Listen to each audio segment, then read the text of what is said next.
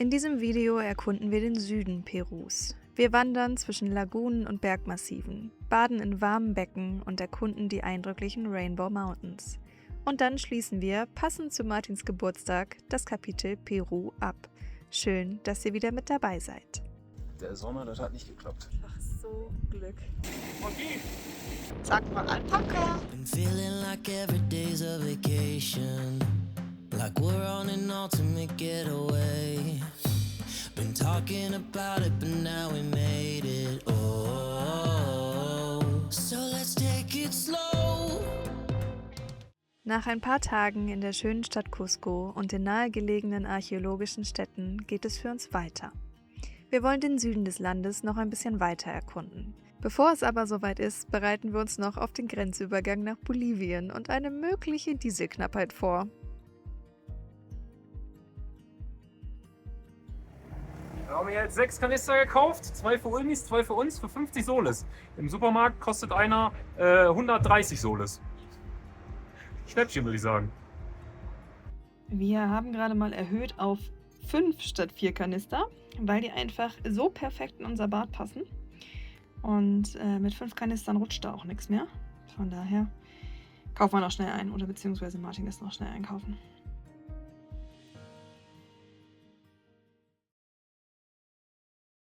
Guten Morgen! Wir haben mal die erste Nacht auf über 4000 Meter geschlafen, fast 4300. Und heute Morgen hat es noch ordentlich geregnet, aber jetzt scheint die Sonne, ich sehe gar nichts.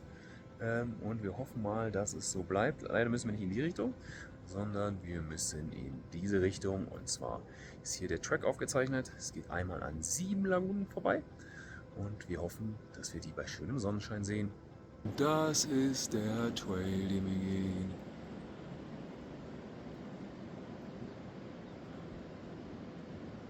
Es ist kurz vor 8 und wir ziehen dann mal los. In der Hoffnung, dass wir trocken bleiben.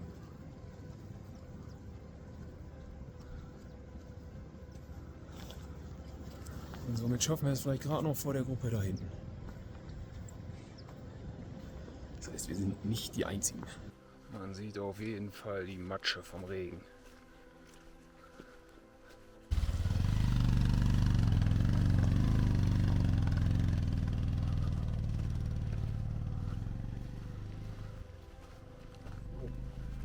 Kann man mal machen auf Wanderweg, oder? Ja, wahrscheinlich wohnt er da hinten oder so.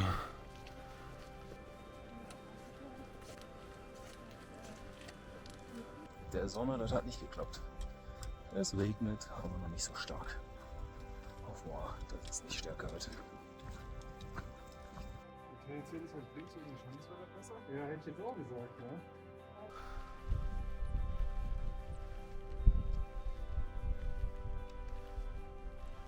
Da hinten sieht man einen Gletscher und Moränen, aber mittlerweile hagelt es halt auch.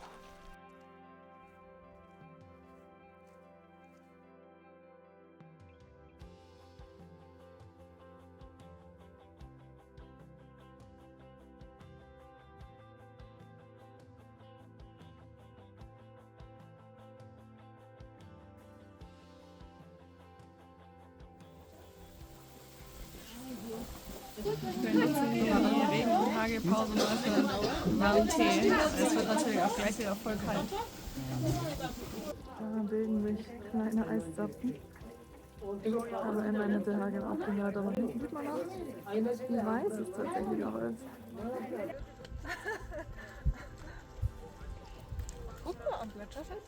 Die Seven Lakes befinden sich auf einer Höhe von rund 4200 bis 4600 Metern.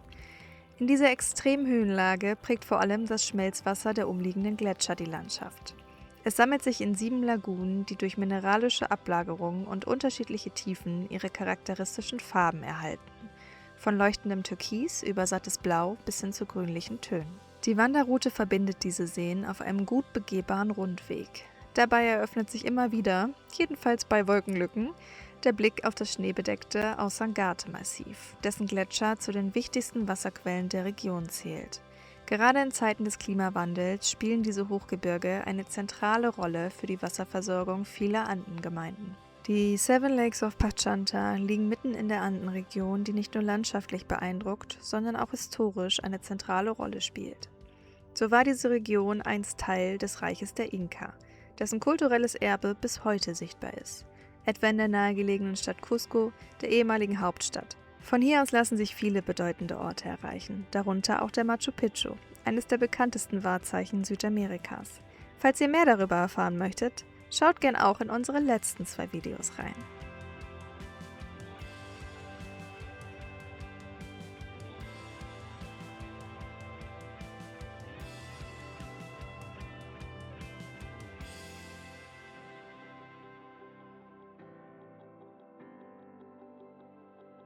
Der Ausangate ist mit über 6.300 Metern einer der höchsten Berge Perus und zählt zu den eindrucksvollsten Gipfeln der Anden. Für die lokale Bevölkerung hat der Ausangate eine tiefgehende spirituelle Bedeutung. Er gilt als sogenannter Apu, ein heiliger Berggeist, der über das Land und die Menschen wacht. Die Region um den Ausangate gilt darüber hinaus als sensibles Ökosystem. Die Gletscher sind wichtige Wasserspeicher für die Region, stehen jedoch zunehmend unter Druck durch den Klimawandel. Ihr Rückgang hat direkte Auswirkungen auf die Wasserversorgung und das Leben der lokalen Gemeinden. Hier zeigen sich wieder einmal die verschiedenen Perspektiven auf die Andenregion. Einerseits kraftvoll und spirituell bedeutsam und auf der anderen Seite doch so sensibel und abhängig von einem empfindlichen Gleichgewicht. Wir sind zurück von der Wanderung und es geht gleich zum nächsten Event. Wo geht's hin? Zu den heißen Quellen oder heißen Becken oder wie auch immer. Jedenfalls warme Pools, wo wir uns jetzt noch ein bisschen entspannen. Und jetzt scheint natürlich die Sonne, ist klar, ne? Ja.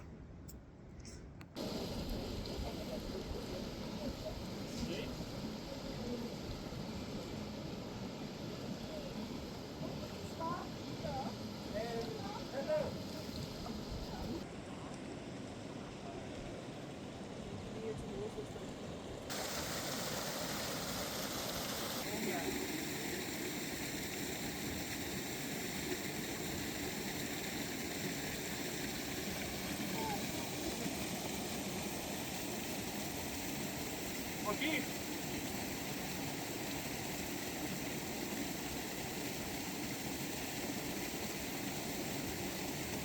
Oh, hinlegen! Hinlegen! Beine auch unter Wasser! Wir haben es jetzt ja zum Glück nicht weit bis zum Camper, deshalb haben wir nur Handtuch um und Jacke angezogen. Und nach der Abkühlung in dem kleinen Kanal hier ist es jetzt auch nicht mehr kalt. An sich ist diese Anlage ja tatsächlich nicht ganz so schön, man könnte viel mehr draus machen. Aber das Becken war völlig okay und richtig schön warm und mit der Abkühlung in dem Kanal auf jeden Fall richtig schön nach dem Wandertag heute.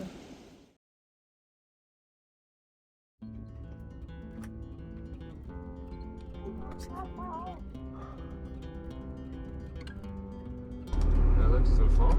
Ich weiß nicht, ob er das zu dir oder dem Pferd sagt. Weiß ich auch nicht. Ich glaube, er will, dass es zu ihm kommt. Ja. Durch mich. Ja.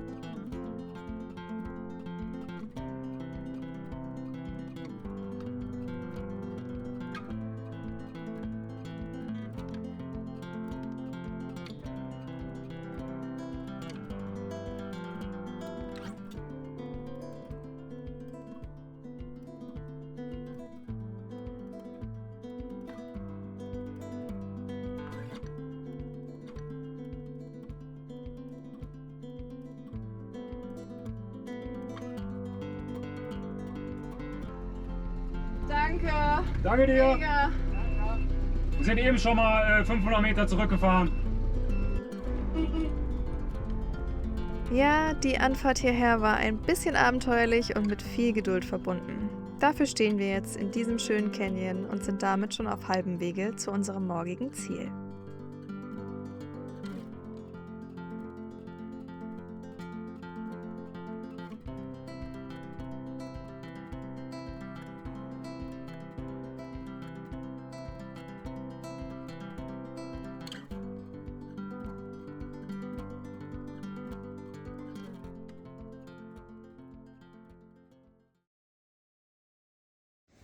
Es ist kurz vor 7 und zum ersten Mal seit langem, dass wir aufwachen und es nicht bewölkt ist. Und das ist heute nämlich auch sehr wichtig, denn wir fahren jetzt hier gleich die Straße hoch. Da hinten geht's lang. Und wir standen die Nacht an einem Fluss und oben gibt es auf jeden Fall was sehr Schönes anzuschauen. Es geht fast auf 5000 Meter. Ja, wir fahren so eine Dreiviertelstunde. Diesmal geht es bei Ölis mit. Da müssen wir uns nämlich nicht den Berg hochquälen. So manche coole Brücke da unten. Nicht den Olmi anspucken. Nicht zurück.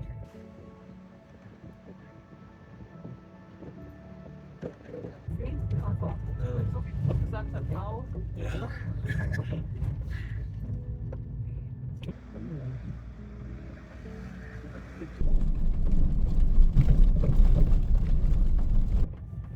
Hier ist ja noch sowas gebracht. Oh, sowas wie. Ja, ne? Baustelle wird schon aufgebaut. Im Vergleich zum bekannteren Winnekunka gelten die Polkojo-Berge noch als deutlich weniger überlaufen. Statt eines einzelnen farbigen Berges erwartet Besucher hier ein ganzes Panorama aus mehreren bunt gefärbten Hügeln. Die charakteristischen Farben entstehen durch unterschiedliche mineralische Ablagerungen im Gestein. Eisenoxide sorgen für rötliche Töne, Kupfer für grünliche Nuancen und andere Mineralien für gelbe und violette Schattierungen. Durch Erosion wurden diese Schichten über Millionen von Jahren freigelegt und sind heute sichtbar. Entlang des gut ausgebauten Weges eröffnen sich weite Ausblicke über die Andenlandschaft mit sanften Hügeln, schneebedeckten Gipfeln in der Ferne und immer wieder freilaufenden Alpaka-Herden. Ein besonderes Highlight ist zudem ein nahegelegener Steinwald. Eine Ansammlung bizarrer Felsformationen, die durch Wind und Wetter geformt wurden und den wir uns später noch aus nächster Nähe anschauen werden.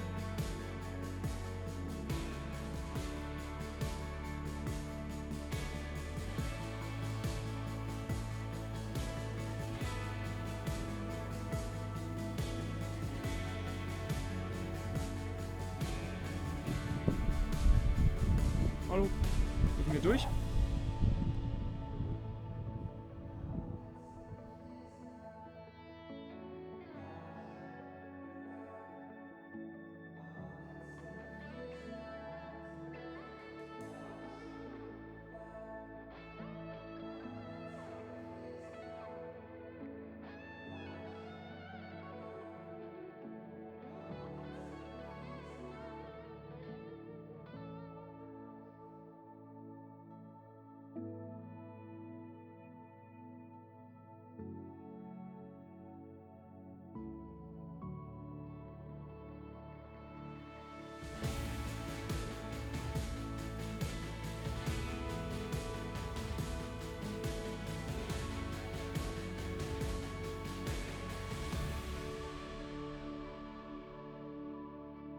Sag mal Alpaka.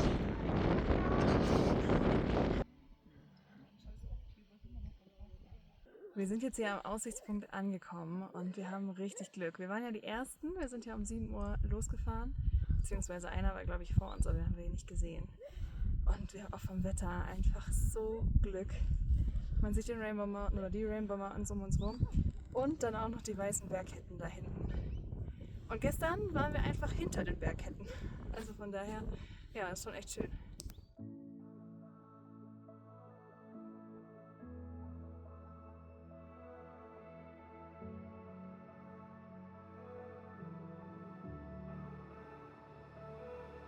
With love in life, what lies beneath few can find.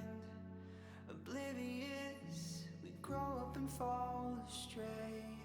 With truth in this, my own strength fails me, and know I miss. And the deeper I stare, the further it drags away.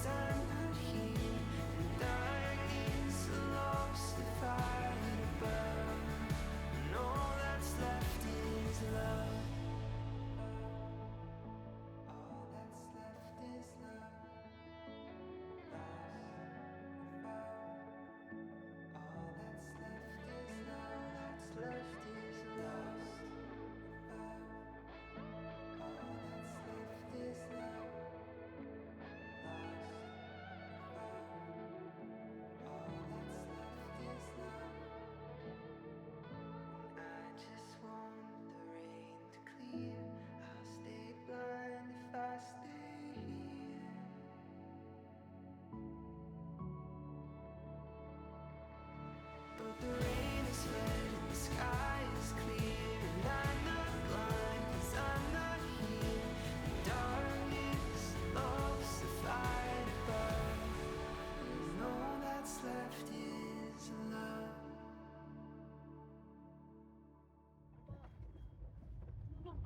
Okay. Und mit dem Ulmi-Alpaka drauf. Ist das nicht dein Patronen? Das ist ganz klein. So klein ist es nicht. Oh. Warte mal wieder. Also von vorne rückwärts rein, oder? Okay, wie du willst. Wir sind zurück von den Waymo Mountains. War wirklich sehr schön. Aber wir wollen noch ein bisschen Strecke machen und wir haben das Fahrzeug wieder gewechselt. Wir sitzen wieder in unserem. Markus und Julia sitzen in ihrem und die fahren jetzt voraus, weil die Strecke ist ja ein bisschen eng und dann können sie uns nochmal durchgeben, falls irgendwie ein Fahrzeug von vorne kommt und wir dann einfach früher stehen bleiben können.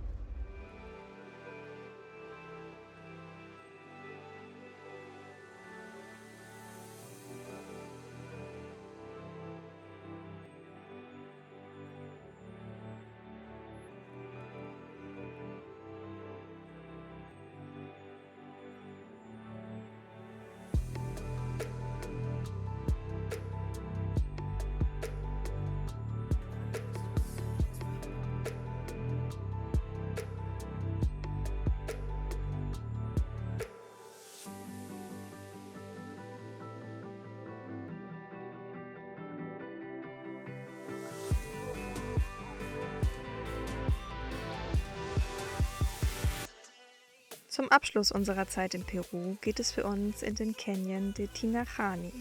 Abseits der klassischen Reiserouten zählt er zwar zu den eher unbekannten, aber landschaftlich ebenso eindrucksvollen Orten der Anden.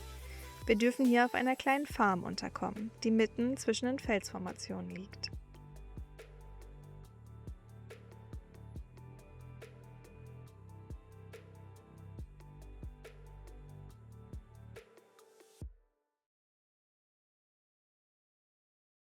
Birthday to you.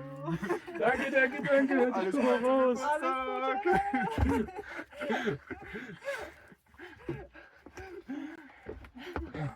Danke. Eine Kleinigkeit für die nächsten Wanderungen. Sehr schön. Vielen Dank. Alles Gute nochmal. Danke. Und das für die Tour danach. Ja. Zum Danke, Hydrieren, danke. ne? Das ist ja so, als wenn wir in Chile wieder irgendwann auf 0 Meter. Aber Ja, ich habe jetzt für heute auch mal was kalt gestellt. Was darf natürlich auch an Martins Geburtstag nicht fehlen? Na klar, eine kleine Wanderung im Sonnenschein.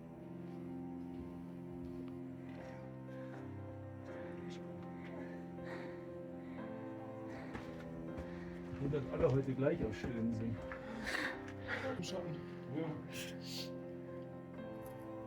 Als auf allen Vieren. Und wenigstens ist Kalender stabil.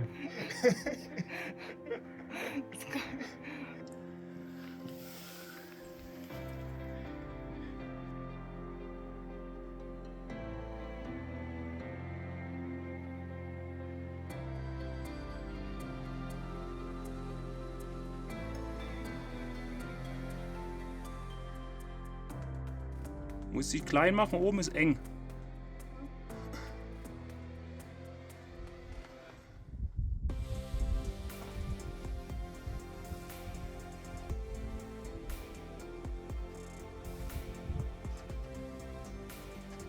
Achtung, Kopf.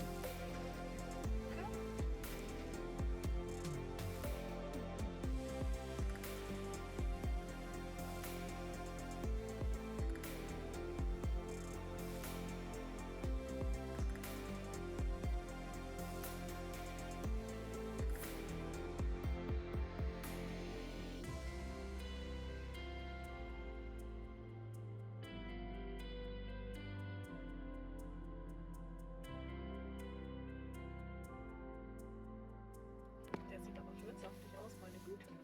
Ja? Oh nein, oh nein. Martin, rette die Schokolade, bevor sie auf den Tisch fällt. Ja, also die Schokoladenschicht ist glaube ich schon dick.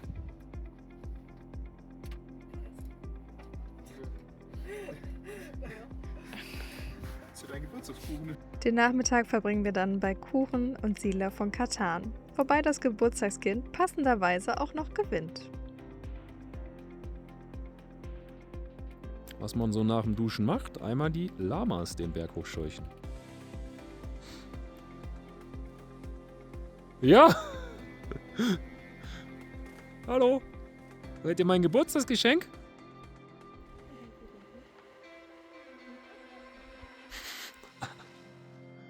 Natürlich müssen wir auch in dieser Landschaft die Drohne nochmal steigen lassen, um den Canyon nochmal aus anderer Perspektive wahrzunehmen.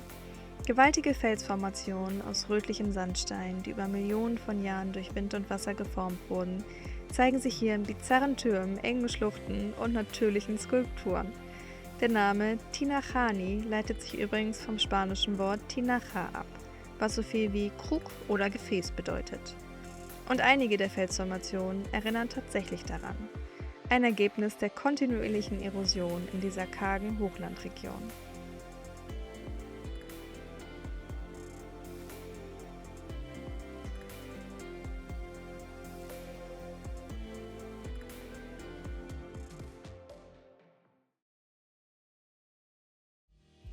Für uns geht es weiter in unser nächstes und damit 14. Land unserer Reise.